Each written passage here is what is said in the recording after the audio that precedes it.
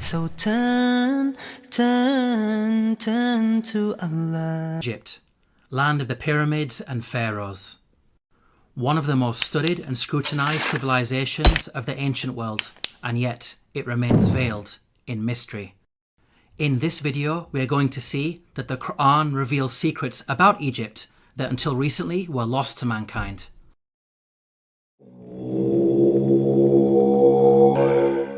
Pharaoh was a tyrant in Egypt, enslaving and persecuting the children of Israel.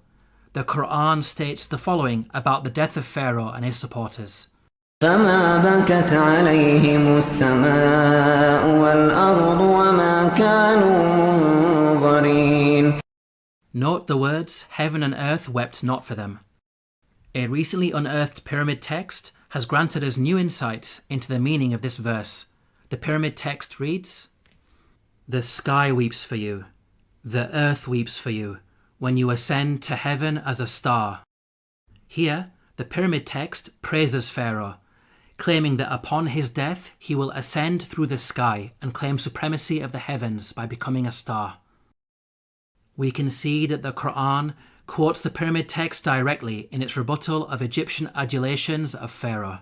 What's amazing is that knowledge of the ancient Egyptian language of hieroglyphics was lost to mankind at the time the Quran was revealed. It wasn't until the discovery of an artifact known as the Rosetta Stone in the 18th century, over 1,000 years after the revelation of the Quran, that mankind has been able to fully decode the hieroglyphics.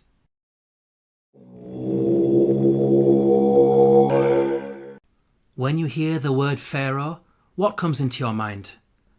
Most people think of the supreme ruler of Egypt. This is correct, but the word did not always refer to the supreme ruler. Ancient Egyptian history is divided into different periods. The word Pharaoh, Egyptian Perah, had different meanings depending on the period of Egyptian history.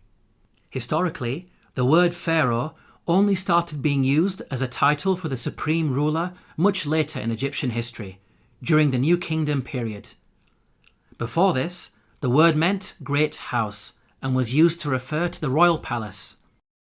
The Encyclopedia Britannica states, Pharaoh, originally the royal palace in ancient Egypt. The word came to be used for the Egyptian king under the New Kingdom. Let's now analyse the Quran's accounts about Egypt in light of these historical facts.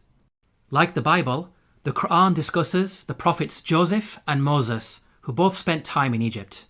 Joseph is dated by scholars to either the Middle Kingdom or Second Intermediate period, well before Pharaoh meant ruler. In the story of Joseph, the Quran repeatedly uses the word king to refer to the ruler of Egypt. He is never once called Pharaoh. Moses is dated by scholars to the New Kingdom period. In the story of Moses, the Quran repeatedly calls the ruler Pharaoh. He is never called king. We can see that the Quran is accurate in its use of language when it comes to describing the leader of Egypt at different periods in its history. How could the author of the Quran have known this? The only source of information about ancient Egypt that would have been readily available are the Bible-based stories. To claim that the Quran copied from the Bible is problematic because the Bible uses the word Pharaoh to refer to the Egyptian ruler in the story of Joseph, which is historically inaccurate. The Quran cannot have copied from the Bible because the Quran corrects the Bible.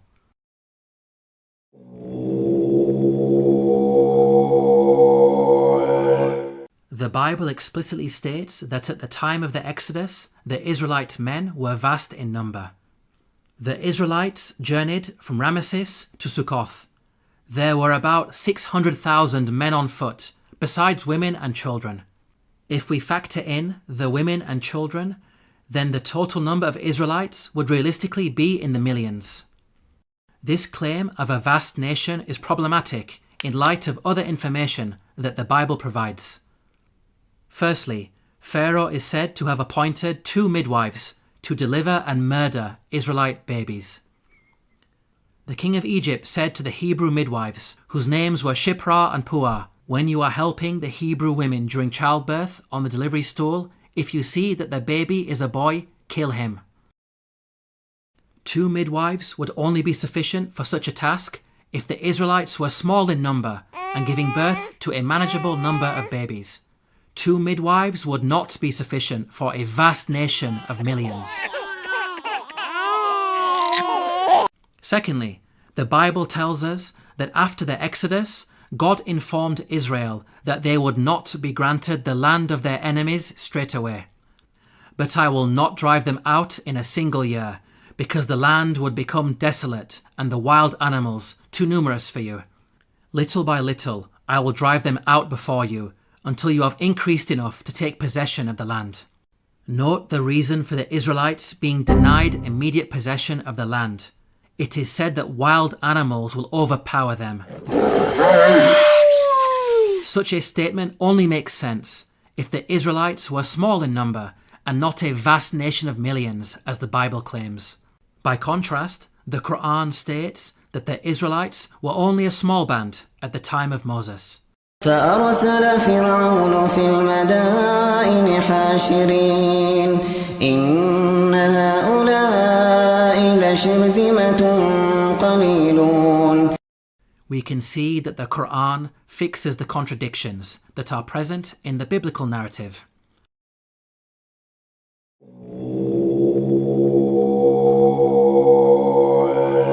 The Quran states that the punishment of crucifixion was used in ancient Egypt from the time of Moses all the way back to the time of Joseph.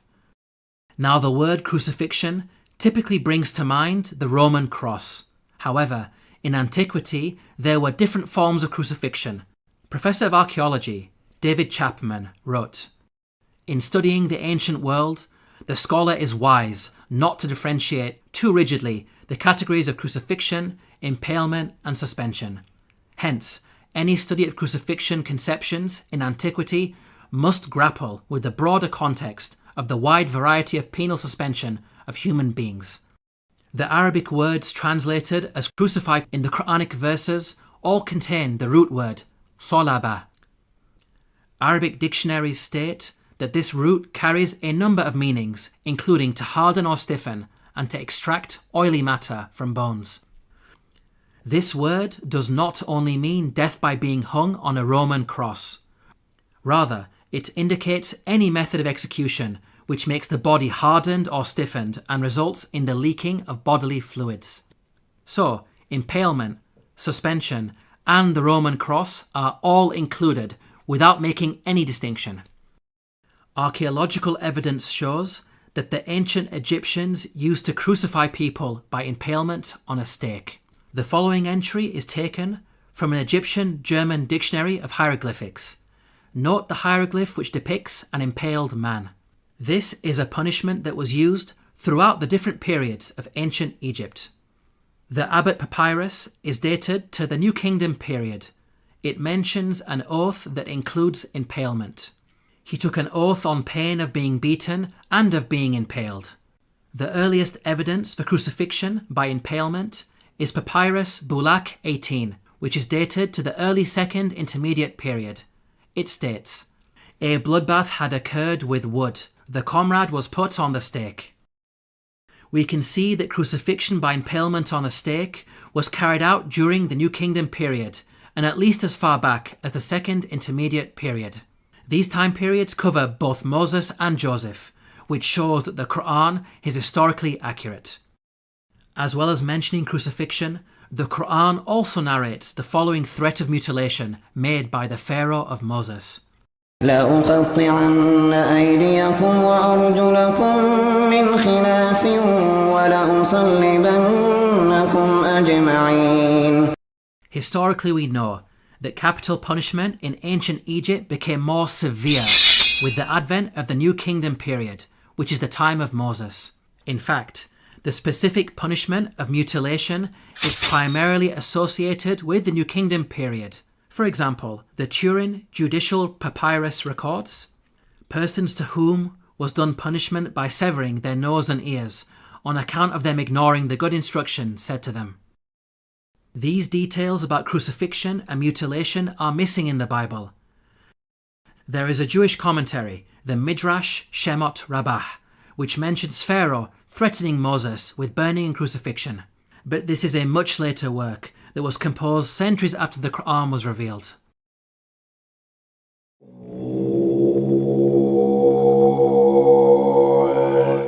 Neither the Bible nor Quran identifies the Pharaoh of Moses by name. We can use the details provided in the scriptures to try to identify the Pharaoh. Both scriptures speak of the Israelites being taken into slavery before the birth of Moses. The use of Semites for slave labour occurred only during the New Kingdom period. So, we can place Moses somewhere in the New Kingdom period. This gives us a list of 33 possible pharaohs. Both scriptures also speak of an exodus of the Israelites out of Egypt. The Merneptah stele is an important artifact that contains the first explicit reference to Israel in the archaeological record. It is dated to around 1208 BCE. It discusses the land of Canaan and mentions the Israelites in relation to Canaan, indicating that the Exodus had already taken place by this date. The artifact is contemporaneous to the pharaoh Merneptah. This means that the Exodus had to take place before Merneptah, since Merneptah was alive and in power after the Exodus and not drowned in the sea. This establishes an upper boundary in the timeline of the pharaohs. From the point of view of both the Bible and Quran, we are now left with 18 pharaohs as candidates who may have ruled during the time of Moses. Let's now delve deeper into the biblical narrative. The Bible claims that there were 2 different pharaohs who were in power. The first died while Moses was in hiding in Midian. When Pharaoh heard of this, he tried to kill Moses, but Moses fled from Pharaoh and went to live in Midian. During that long period, the king of Egypt died. The new Pharaoh continued his predecessor's persecution of the Israelites, and it was this second Pharaoh who was later drowned when Moses crossed the sea. The Bible gives us a timeline for these events. The burning bush encounter with God took place when Moses was 80 years old. So from his birth to the Exodus, there was a span of at least 80 years, during which 2 pharaohs ruled Egypt. Now, there is a big problem if we compare this biblical narrative to the timeline of the pharaohs. We've seen that the Bible claims exactly 2 pharaohs ruled during the 80-year period from the birth of Moses to the Exodus. If we consider the number of years that each of the pharaohs ruled, we can see that there is no 80-year period during which only 2 pharaohs ruled. Any given 80-year period will give you at least 3 pharaohs in power. We can see that the biblical narrative contradicts the historical evidence. Let's now compare the Quranic narrative. Unlike the Bible, the Quran depicts a single pharaoh reigning from the birth of Moses all the way up to the Exodus. The Quran informs us that Moses fled to Midian when he reached the age of maturity. The Quran defines the age of maturity as 40 years old. The Quran also informs us that during his time in Midian, Moses spent 8 to 10 years in the service of his father-in-law before returning to Egypt to face Pharaoh. This means that Moses was at least 48 years of age when the Exodus happened. The only Pharaoh during the New Kingdom period who had such a lengthy reign as an absolute ruler was Ramesses II, who ruled for 66 years. The Quranic account is perfectly in line with the historical evidence and fixes the chronological issues that are present in the biblical narrative.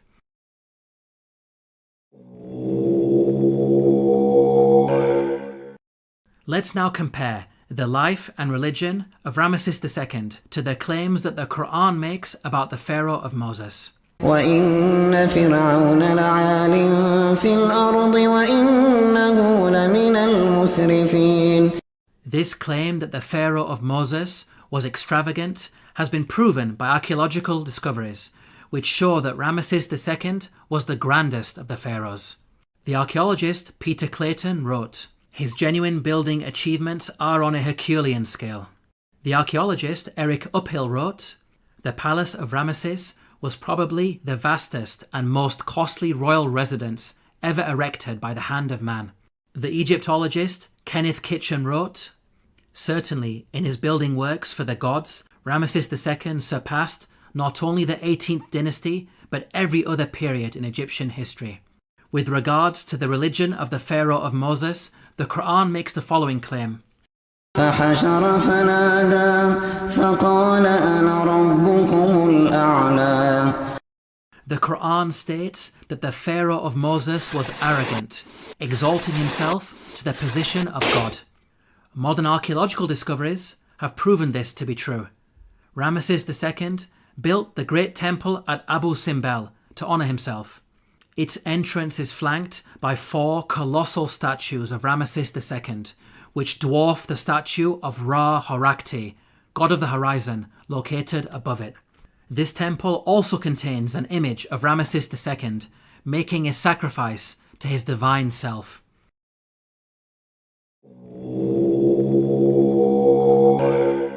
The Quran makes the following claim about the Pharaoh of Moses, who God drowned in the sea. فاليوم ننجيك ببدنك لتكون لمن خلفك آية. We can see that the Quran explicitly states that the Pharaoh's body will be preserved as a sign for future generations. Note that the Quran never makes such a statement about any of the other destroyed nations that it discusses, typically stating that their abandoned buildings and ruins have been made signs for later generations. This claim about a body being preserved is unique to the Pharaoh of Moses. The body of Ramesses II was discovered by archaeologists in the year 1881 CE. The mummy has been on display in the Cairo Museum, and over the last century, it has been seen by millions of tourists from all over the world. In the following documentary, Sir Tony Robinson states that Ramesses II is one of the few pharaohs whose body has survived largely intact. Just across the river from Luxor lies the famous Valley of the Kings, where Ramesses himself was buried. His mummy was discovered in 1881. One of the few pharaohs whose body has survived largely intact. Historically, priests had concealed his body in a secret location in the year 1000 BCE because of a problem with grave robbers. Nothing was known about his mummy in the intervening period of almost 3,000 years. At the time the Quran was revealed, the whereabouts and fate of Pharaoh's body was unknown. During the 3,000-year period in which the body was hidden, it could easily have been damaged or stolen.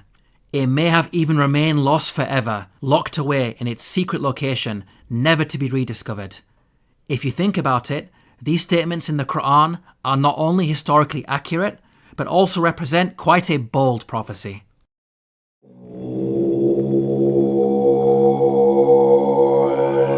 The Bible informs us about a series of plagues that God brought upon Egypt.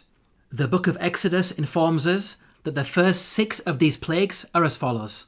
First, the Nile was turned into blood. Second, masses of frogs. Third, swarms of mosquitoes. Fourth, swarms of flies. Fifth, the death of livestock. Sixth, boils on people and animals. Now at first glance, this series of plagues in the biblical narrative may seem random and unrelated. However, the Quran sheds light on these events. The Quran states the following about the divine punishments against Egypt. فأرسلنا عليهم الطوفان والجراد والقمل والضفادع والدم آيات مفصلات فاستكبروا. Notice the first punishment mentioned by the Quran, a flood. This is an important detail that is not found in the Bible. This punishment of a flood actually explains the 6 seemingly random and unrelated plagues in the biblical narrative. A flood would result in high concentrations of red earth entering the Nile River and causing a blood-like colour, killing fish and making the water undrinkable, as described in the biblical narrative. This phenomenon is attested to historically, as recorded by a Middle Kingdom Egyptian sage. See, the river is blood. One shrinks from other people and thirsts for water. The rest of the biblical plagues are also easily explained as a consequence of the flood. Frogs, mentioned in plague number 2, are known to fill the land after Nile floods. The death of the frogs recorded in the biblical narrative can be caused by contamination of anthrax that was carried over from the rotting fish. Mosquitoes, mentioned in plague number 3, proliferate after Nile floods, as the pools of water left over from the flooding would have allowed them to overbreed. Swarms of flies, mentioned in plague number 4, would be brought about by the massive death of frogs on the land. The death of pasturing livestock, mentioned in plague number 5, can be explained by anthrax, as brought on the land by the frogs. The boils on humans and cattle, mentioned in plague number 6, may have been caused by bites. The stable fly in particular is infamous for its vicious biting of mammals. We can see that the Quran's mention of a flood easily explains the biblical plagues, which are not random as initially appears to be the case, but in fact a series of interrelated events.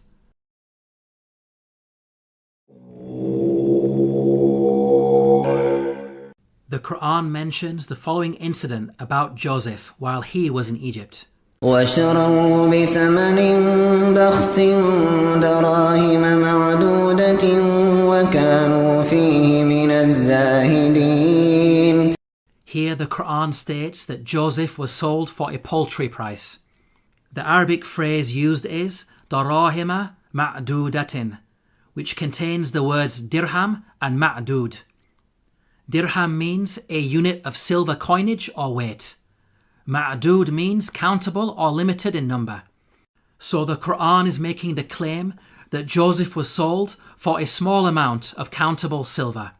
There is plenty of historical evidence that standardized units of silver were used in transactions in ancient Egypt. Small pieces of silver, known as shati, were used in trade. The tomb of Nyankhnum and Khnumhotep is dated to the Old Kingdom period. It contains a scene of a busy open-air market with goods for sale. Cubits of cloth, for example, are said to be sold for 6 shati. The Rind mathematical papyrus is dated to the Second Intermediate period. It discusses the relative values of gold, silver and lead in terms of shati. Small silver bars bearing the name of Pharaoh Tutankhamun have been dated to the New Kingdom period. They are inscribed with a hieroglyphic which states, Tutankhamun, ruler of Heliopolis in Upper Egypt. Until recently, historians believed that the minting of precious metals was a later Greek invention. These recent Egyptian archaeological discoveries have forced historians to completely revise their understanding of coinage in the ancient world. How is it possible that such knowledge was revealed in the Quran nearly 1,500 years ago? The Bible mentions that Joseph was sold for 20 of silver. However, this sale is said to have taken place with some Arabs outside Egypt. By contrast, the Quran states that the sale took place inside Egypt.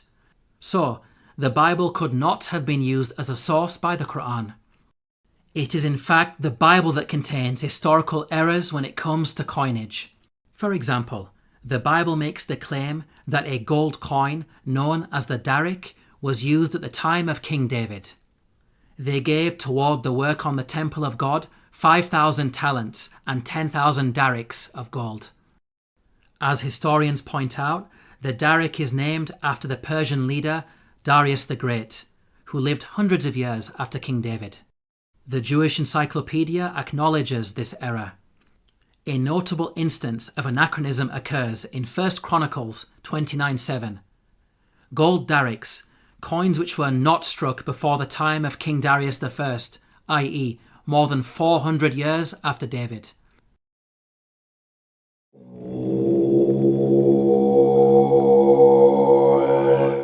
The Quran narrates the following conversation between the Pharaoh of Moses and an individual referred to as Haman. وقال فرعون يا هامان ابن لي صرحا لعلي أبلغ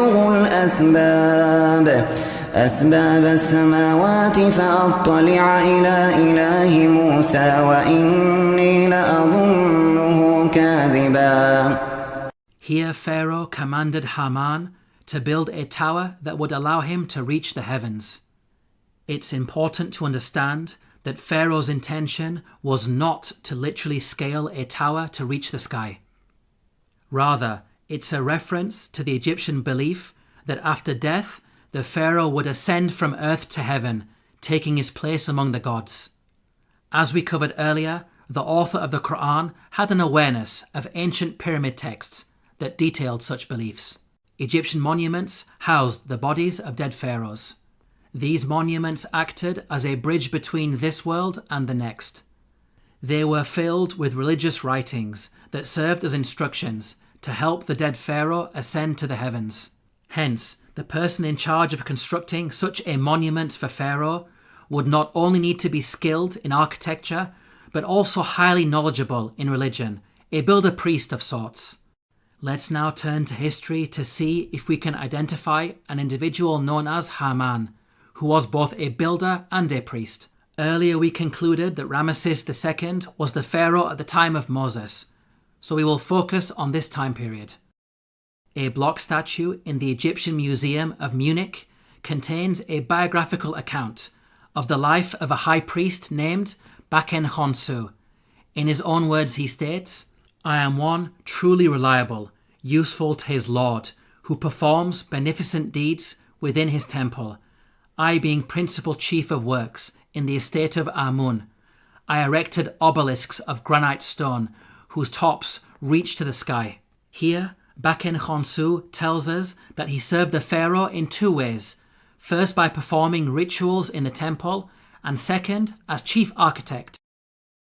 In fact, Baken Khonsu was an architect extraordinaire, being one of the greatest in all of ancient Egypt. He is responsible for constructing the Temple of Amun at Karnak, a monument that remains one of the largest religious structures ever created by man.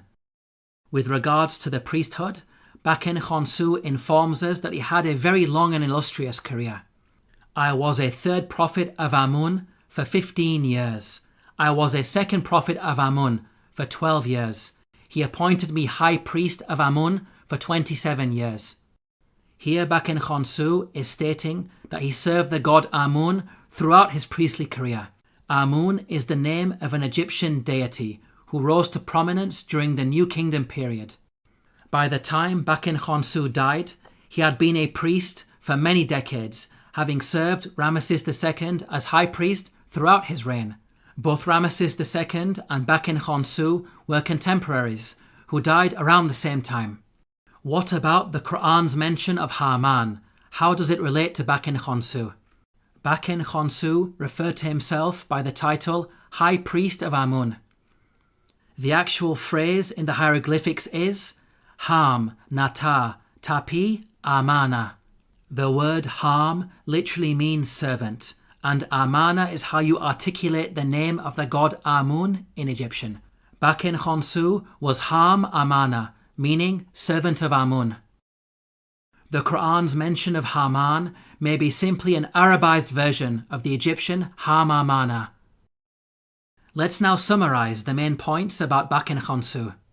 He was a senior-ranking figure under Pharaoh Ramesses II, acting as both high priest and chief architect. He served in the temple of the god Amun and thus had the title Ham Amana. It is clear that all of the historical evidence fits perfectly with the Quranic narrative. Now it's important to point out that the Bible also mentions a Haman, but the resemblance is only in name. The biblical Haman served under a Persian king and bears no relation to the Quranic Haman of Egypt. Yet again, these are details that are completely missing in the biblical narrative. In this video, we have seen that the Quran has a remarkable insight into many facets of ancient Egypt, revealing long-lost knowledge while also correcting the Bible. Claims that the author of the Quran copied from the Bible are clearly rubbished in light of such facts. The Quran boldly declares its origins. تنزيل الكتاب لا ريب فيه من رب العالمين